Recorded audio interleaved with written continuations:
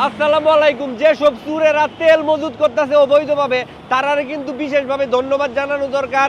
তাদেরকে জাতীয় বীর হিসেবে ঘোষণা করা উচিত। তারা জানেও না প্রত্যক্ষ এবং পরোক্ষভাবে বাংলাদেশের কত উপকার তারা করতেছে।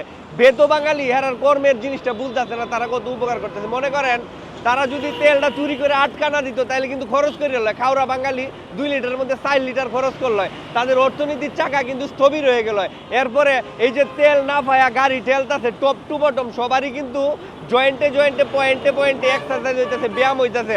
দেশের প্রত্যেকটা নাগরিক সুনাগরিক এবং বলিষ্ঠ নাগরিক হিসেবে তারা কিন্তু প্রতিষ্ঠিত হইতেছে। এরপরে যদি চিন্তা করেন গাড়ি যত চলতো কার্বন নিঃসরণ কি পরিমাণ হইতো, এটা থেকে বাঁচাইতেছে। তারা কিন্তু গোপনে গোপনে পরিবেশবাদী যারা একটা কাজ করতেছে, এই চুরেরা যারা তেল 500 litre 1000 litre lakh lakh litre করে ড্রামের মধ্যে লুকায় রাখতেছে, তাদেরকে মানুষ কেন ভর্ৎসনা করতেছে জানি না।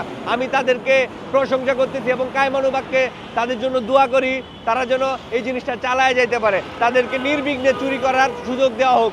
ধন্যবাদ। ঘোষণাটি শেষ হলো। ভাই সাহেব ফ্রম ঢাকা।